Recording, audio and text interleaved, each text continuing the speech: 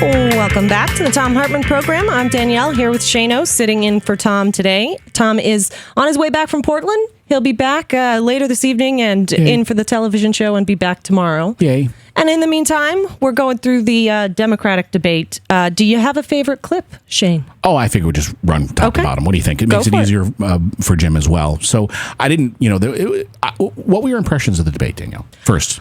My personal impression was that Bernie really just knocked it out of the park. He did a great job. However, with that said, while watching the debate, I was on Twitter, just at the Democratic debate hashtag. Yes. And I think there's a little bit of a Rorschach test going on where I saw plenty of people saying that Hillary did best, who disagreed with Bernie's answer on this or that. Sure. However, Big Bear John over at Democratic Underground posted 4 different polls, Time, Slate, Heavy, and Fox polls, all of which say that Bernie Sanders won the debate.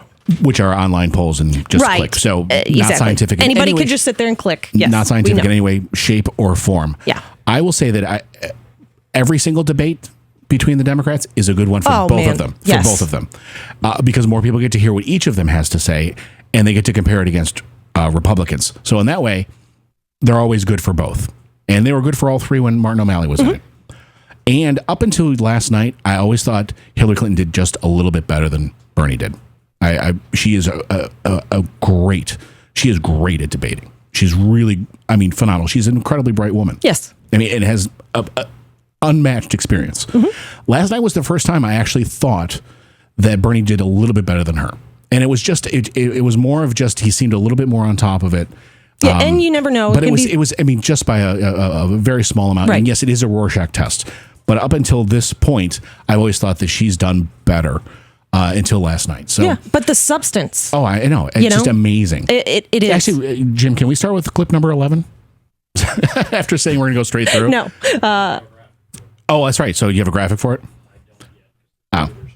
Okay. Then we'll just start with clip 1. Clip 1. No problem. Okay. You've now both called for the governor to resign. I believe that's new for you. Previously, you had not called for that, but you're calling for that tonight. It's easy to blame the Republican governor, Rick Snyder, but the federal government also dropped the ball here. According to Section 1414 of the Safe Drinking Water Act, the EPA has to step in and take action when a state is informed about water problems and doesn't do anything for 30 days, as the state here didn't do. The EPA knew for months and months, never warned the people of Flint not to drink the water. As president, would you fire the head of the EPA? Well, I think that the people here in the region who knew about this and failed to follow what you just said rightly, the law required, have been eliminated from the EPA. So far, one person has resigned. Well, I don't know how high it goes. I would certainly be launching an investigation. I think there is one. Right. I was told that, some of the higher-ups were pushing to get changes that were not happening. So I would have a full investigation. Senator Sanders, would President Sanders fire the head of the EPA? President Sanders would fire anybody who talk about the water crisis, and rightfully so. And there was, we could play a half hour of clips on that. But I thought this was an interesting, and this is an example where I thought that's a great answer. Yeah. That's, she's, intensely involved in it, wants to have an investigation, perfectly fine answer. But let's play Bernie's answer. And there was just a little bit of difference in terms of tightness. Okay. Just getting to the point a little quicker. Senator Sanders, would President Sanders fire the head of the EPA? President Sanders would fire anybody who knew about what was happening and did not act appropriately. It wasn't that one answer was, in terms of content, better or not. It was just a certain amount of being on top of it, I thought. You couldn't get to his answer without an investigation to figure out who...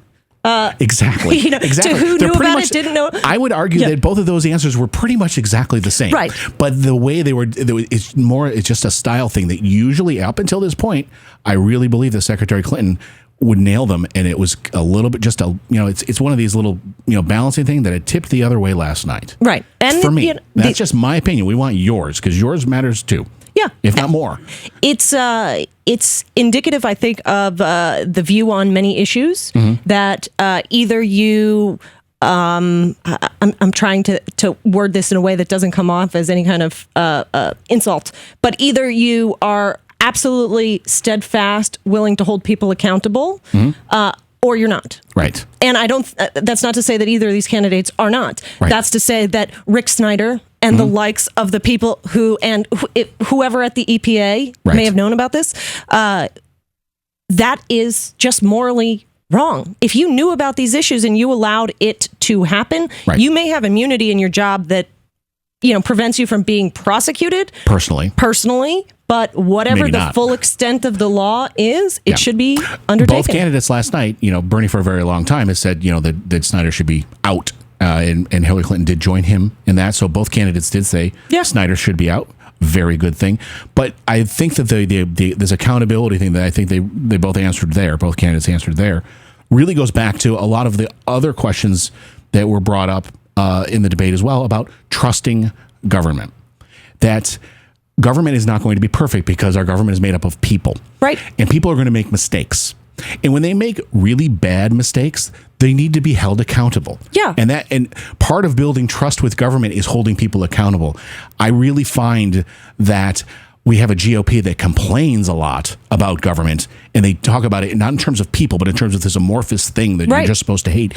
Whereas Democrats will put faith back in the government by holding those who have messed up accountable and promoting those people who do it right. And I think we have two candidates that will do it right.